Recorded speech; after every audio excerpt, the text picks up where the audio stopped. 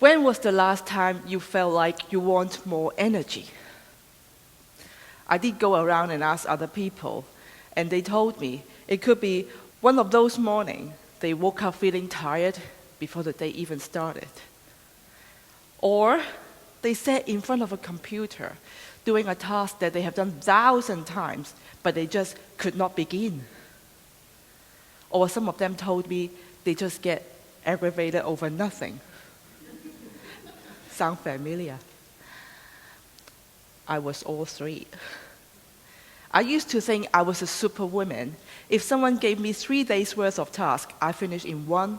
And I said yes to everything because I thought I could handle it all. And for a very long time, I did handle it all until my body said, stop.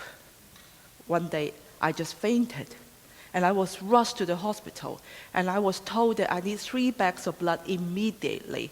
And I needed a surgery. Something that you don't want to say yes to.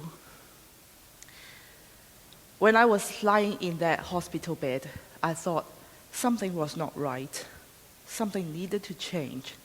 Something was not sustainable. When we talk about sustainability, we talk about sustainable food, sustainable energy, sustainable environment. But how about human sustainability? We, you and I, are the element that holds everything together. If we burn out, without us, nothing can be sustained. Energy has become a crisis, and it reflected in the market. In 2023, the global energy drinks market made over $73 billion, and it is projected to reach $125 billion in 2030. It is not just a business growth. It is a symptom that shows us we are reaching for quick fixes. For what? Because we are all desperate to keep going. We all want more energy, but how? Today, I wanted to show you how to sustain your energy, how to generate your energy, not from a pill, not from a bottle, but from a very specific area within you. Yes, an area. A-R-E-A, area. Something that can give you limitless energy. I'll break it down into 4 things. We have A for aspiration. What is aspiration? For a long time, I thought aspiration is doing something we love. I still believe that's true. That's part of it. And over time, I thought aspiration is more than just doing what we love. Aspiration is about choosing to be a blessing of yourself, a blessing of others. Because that gives us energy. That gives us a reason to wake up in the morning. That gives us direction and purpose in life. And it's not just about us, it's about others too. To be a blessing doesn't have to be a grand mission. It can be something small, it can be something quiet, it can be something obvious and big.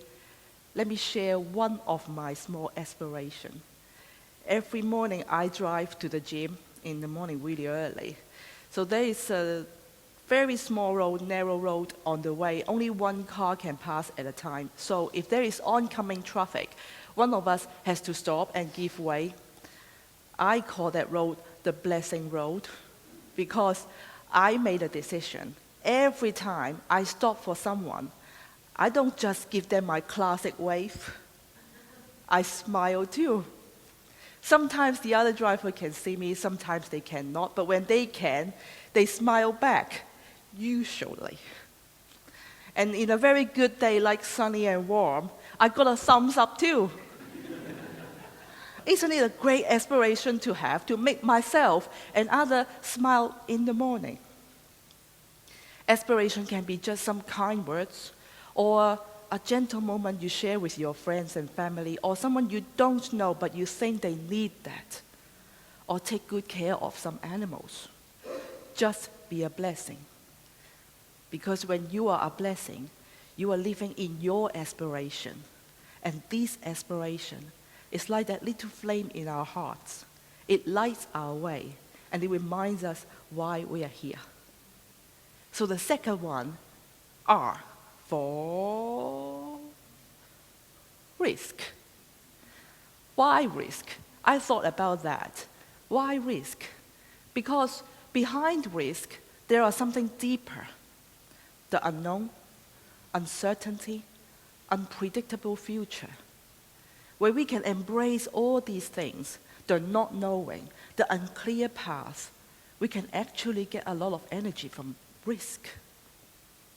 I'm not asking you to take some irresponsible or irrational risk or get rid of all your risk management strategies, projects. What I'm inviting you to is just to perceive risk in a slightly different way, especially when you are living in your aspiration. Because no matter how beautiful your aspiration is, it requires risk. We can never step into the bigger version of ourselves without stepping out of something unfamiliar. So the real question is, how do we perceive risk? How do we interpret the consequences of risk? When things don't go according to plan, when things fall, when doors shut, when we are rejected, do we see that as a dead end, a failure, a panic, a disaster? Or can we believe that it's a redirection? Maybe even a better path, a wiser path, a detour that's still leading us exactly where we're meant to be. There is a saying that I like. When wind comes, some people build walls, some people build wind farms. Risk is wind. It's inevitable, especially when you are living in your aspiration. We can spend all our energy to build walls, to keep it out, to avoid it. Or we can use this very wind to generate more and more energy, enough for us, enough for others, and to move forward in a way that we never could without it. So we have the third one. A for aspiration, R for risk, and E for emotion. Once you have your aspiration set, once you decided to go after something above and beyond, emotion will come. Fear, doubt, happiness, excitement, hope, rejection. Emotion is something that can energize us, but at the same time, it can exhaust us. We were taught that emotion is something that comes and goes. We have no control over it. We can only manage it when it shows up. But I want to challenge the idea. I think we can choose how we want to feel. I think we can choose our emotion, not just manage it. Instead, maybe we can create them. Let me tell you a story. Everyone knows that children are very resilient, so I'm going to tell you a story about a little girl.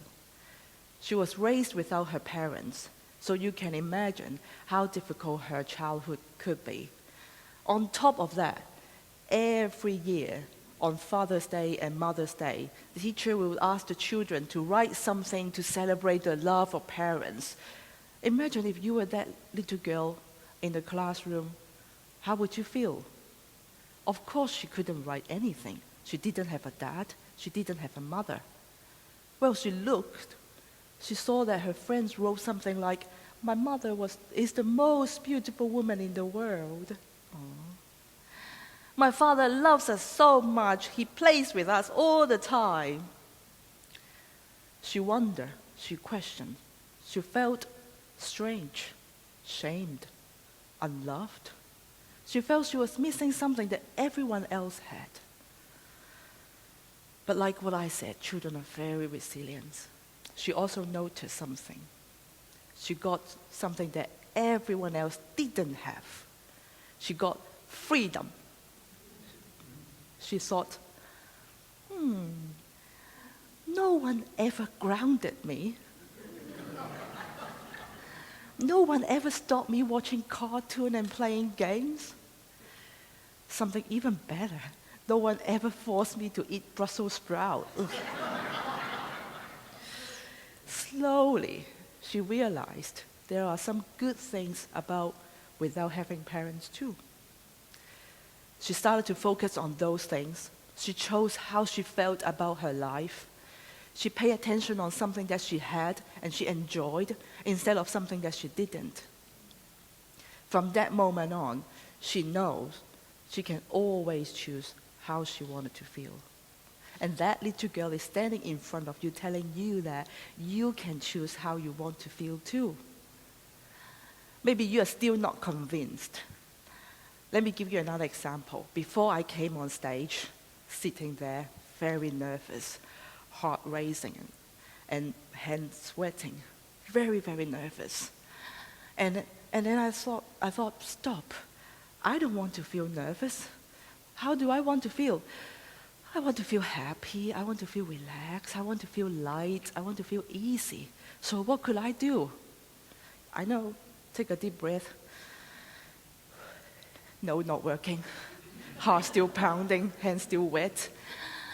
What could I do? I could not stand up and dance and shake it off. I could not turn on any music. I could not change the light. I could not change how people were looking at me. By the way, you're all very lovely. What could I do? If I can't do anything externally, maybe I can do something within my body. So I wiggle my toes. Yeah, I'm still doing it.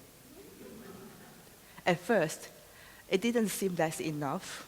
So what I did, I wiggled it faster and focused on my funny toes. And then I started to feel more happy, more relaxed, and I started to smile, and my emotions shifted. Just that. That's how easy it can be. First, choose it, then pay attention on something that can help it. Do I still need to come on stage? Yes. Am I still nervous? 100% yes. But now I'm less nervous, more happy, more relaxed, and I can speak to you from the bottom of my heart. And that's how we used emotion to energize us instead of exhausting us. So A, aspiration, R, risk, emotion, and actions. You can have the most beautiful aspiration. You can reframe all the risks that you want to take. And you can learn how to feel and choose your emotion and create your emotion. But without action, nothing becomes real. Still, nothing can be sustained. So today, I invite you to take action. Maybe right now, you can only wiggle your toes. Well, you can start. It's a good start. But after today, after all these beautiful, inspiring talks you've heard, may I invite you to take a moment to think about how you can be a blessing. And reflect on all the risks that you have taken that brought you right here, right now, today. And be grateful for them, and be grateful for yourself, and be aware of your emotion. And remember, you can always choose how you want to feel. We talk about sustainability. We have sustainable food, sustainable energy, sustainable environment, but we need sustainable people. Because without us, nothing can be sustained. So remember this. Aspiration is that little flame inside you. And risk brings wind. And emotion energizes it. And your action makes it burn bright. Live in your area. Be the fire that doesn't burn out, but lights and warms the world.